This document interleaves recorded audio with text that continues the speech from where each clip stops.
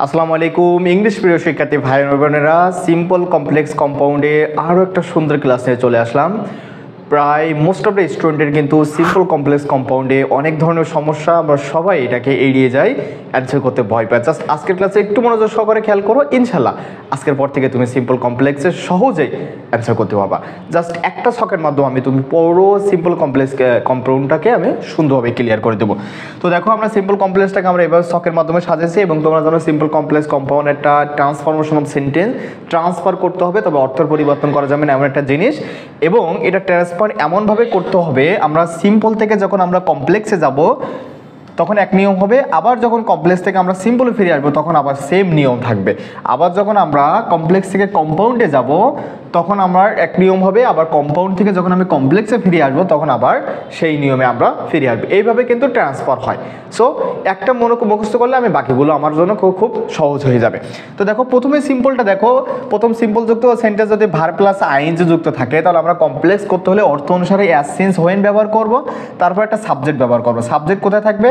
ভার plus ING যুক্ত পরবর্তী সেন্টেন্সে সাবজেক্ট থাকবে, সেটাকে নিব, তারপর ভার্ব নিয়ে বাকি অংশটা কমপ্লিট করব। কম্পাউন্ড করতে হলে দুইটা সেন্টেন্সের মাঝখানে একটা এন্ড দিতে হবে। এক্সাম্পল দেখো, going there I found him. এখানে আমরা যেহেতু একটা সময়কে মেনশন করছি, আমরা হোয়েন দিলাম, এখানে সাবজেক্ট দেখো পরবর্তী অংশ আই আছে, তাই এখানে আই করলাম, এখানে ওয়েন কেন করলাম, এবার দেখো পরবর্তী সেন্টেন্সটা পাস্ট টেন্স আছে, এই জন্য গো এর পাস্ট ফর্ম হচ্ছে ওয়েন, তারপর বাকি অংশটা লিখে দিলাম। এবং এখানে কি করলাম, আই ওয়েন দেয়ার, বাকি মাঝখানে এন্ড দিলাম, বাকি অংশটা লিখে দিলাম। পরবর্তীতে দেখো, বাই প্লাস ভার্বের আইএনজি থাকলে কমপ্লেক্স করার সময় বাই এর জায়গায় আমরা কি দেবো? ইফ দিব। বা এই জায়গায় ইফ দেবো, দ্বিতীয় অংশের সাবজেক্টটাকে নিয়ে আসবো, ওই যে ভার প্লাস আইএনজি আছে ওটাকে মূল ভার্ব করে দেবো, দ্বিতীয় অংশের সেন্টেন্সটা অপরিবর্তিত থাকে, মাঝখানে একটা কমা ইউজ করবো। দেখো, কম্পাউন্ড করতে হলে আমরা কি করবো? সেম থাকবে, মাঝখানে একটা অ্যান্ড ইউজ করবো, তবে বাইযুক্ত সেন্টেন্সটা যদি নেগেটিভ হয় তাহলে আমরা সেখানে অ্যান্ডের জায়গায় ও আর ইউজ করবো, আর বাইযুক্ত সেন্টেন্সটা যদি অ্যাফার্মেটিভ হয় তাহলে অ্যান্ড ইউজ করবো। আবার বলি, বাইযুক্ত সেন্টেন্সটা যদি অ্যাফার্মেটিভ হয় তাহলে অ্যান্ড ইউজ করবো, নেগেটিভ হলে ও আর ইউজ করবো। এটা এক্সাম্পল দেখে দেখো, by reading book you can gain knowledge. আমরা এখানে কি করলাম? বাই জায়গায় ইফ দিলাম, আর ইউ এখানে সাবজেক্ট, তাহলে আমরা এখানে সাবজেক্ট নিলাম, রিডিংকে আমরা কি করলাম? রিড বানালাম, বাকি অংশ রেখে দিলাম। পরবর্তীতে দেখো, you read book and gain knowledge, যেহেতু এটা একটা অ্যাফার্মেটিভ সেন্টেন্স এই জন্য আমরা অ্যান্ড ইউজ করছি, নেগেটিভ হলে আমরা ওয়ার ইউজ করতাম। পরবর্তীতে দেখো, without plus verb plus ING যদি থাকে তাহলে আমরা কমপ্লেক্স করার সময় অর্থ অনুসারে ইফ অথবা আনলেস ব্যবহার করব, আর হচ্ছে কম্পাউন্ড করার সময় আমরা মাঝখানে একটা ওয়ার ইউজ করবো। একে এক্সাম্পল দেখো, without working hard you can not shine in life. তাহলে আমরা এখানে কি করলাম? এখানে আমরা আনলেস ইউজ করলাম, unless you work hard you can not shine in life. পরবর্তী সেন্টেন্সটা দেখো, ওয়ার্ক হার্ড ওয়ার, এখানে দুইটা সেন্টেন্সের মাঝখানে আমরা কি ইউজ করলাম? War, you can shine in life.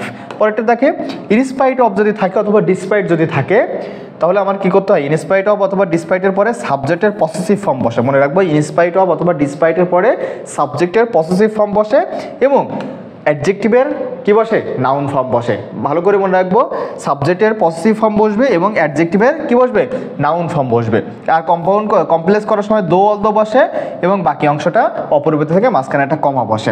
আর যদি কম্পাউন্ড করতে চায় তাহলে কি বসবে? মাঝখানে একটা বার্ড বসে। তাহলে দো অল দো যুক্ত সেন্টেন্সকে কম্পাউন্ড করতে গেলে মাঝখানে বার্ড বসে, আবার বার্ড যুক্ত সেন্টেন্সকে কমপ্লেক্স করতে হলে দো অল দো বসে। ঠিক এইভাবে আমরা মনে রাখবো। এক্সাম্পল দেখি, in spite of his poverty he is one is. তাহলে আমরা এখানে কি করবো? ইনস্পাইট অফ এর জায়গায় দো দিলাম, হিজ, এই যে হিজটাকে পজিটিভ ফর্ম, এটাকে সাবজেক্ট বানালাম, ইজ পোর, পোর কেন দিলাম? এই যে পোভার্টি নাউন, নাউনের অ্যাডজেক্টিভ ফর্ম হচ্ছে কি? পোর।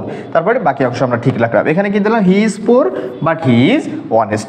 ওকে, আরও আমরা আর কিছু রুলস আছে দেখে একটু ক্লিয়ার করে নিই, তাহলে ইনশাল্লাহ এখান থেকে আমরা হুবহু কমন পাবো। তারপর দেখো, টু ডট ডট টু যদি থাকে যদি, তাহলে আমরা কিভাবে করবো? টু ডট ডট টু যদি থাকে তাহলে প্রথম টু এর জায়গায় কমপ্লেক্স করতে হলে সো দিব, আর পরের জো এর জায়গায় কমপ্লেক্সের জায়গায় আমরা ড্যাট দিব, তারপর বাকি অংশ সাবজেক্ট দিব।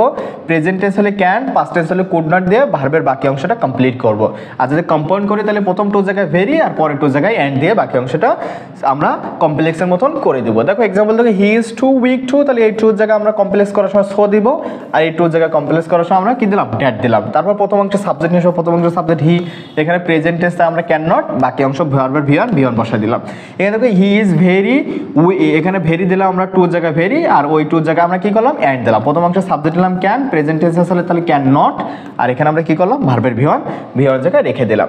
আরেকটা দেখো আছে টু প্লাস ভি ওয়ান, আগেটা কিন্তু টু ডট ডট টু ছিল, এবার শুধু টু প্লাস ভি ওয়ান যদি ইনফিনিটিভ থাকে তাহলে কমপ্লেক্স করার সময় আমরা কি করতে হবে সো ডট দিতে হবে। কমপ্লেক্স করার সময় টু জায়গায় কি দিতে হবে সো ডট দিতে হবে। প্রথম অংশের সাবজেক্ট নিয়ে আসবো আর এখানে ক্যান বা কুড নিয়ে আসো। টু ডট ডট টুর জায়গায় খেয়াল করো নট আসে, কিন্তু শুধু টু থাকলে আর কমপ্লেক্সে নট আনার দরকার হয় না। আর কম্পাউন্ড করার সময় আমরা কি করব ওই সো ডটের জায়গায় শুধুমাত্র একটা এন্ড যোগ করবো। এক্সাম্পল দেখো I go to market to buy, এই যে টু এর জায়গায় আমরা কি করলাম কমপ্লেক্সে সো ডট দিলাম, প্রথম অংশের সাবজেক্টে নিয়ে আসলাম, এখানে যেহেতু গো প্রেজেন্ট টেন্স আমি ক্যান নিয়ে আসলাম, আর বাকি অংশটা আমরা এখান থেকে বসাই দিলাম। এখান থেকে আই গো টু মার্কেট, এখানে কি করলাম সো ডটের জায়গায় একটা এন্ড যোগ করে দিলাম, বাকি অংশ বসাই দিলাম।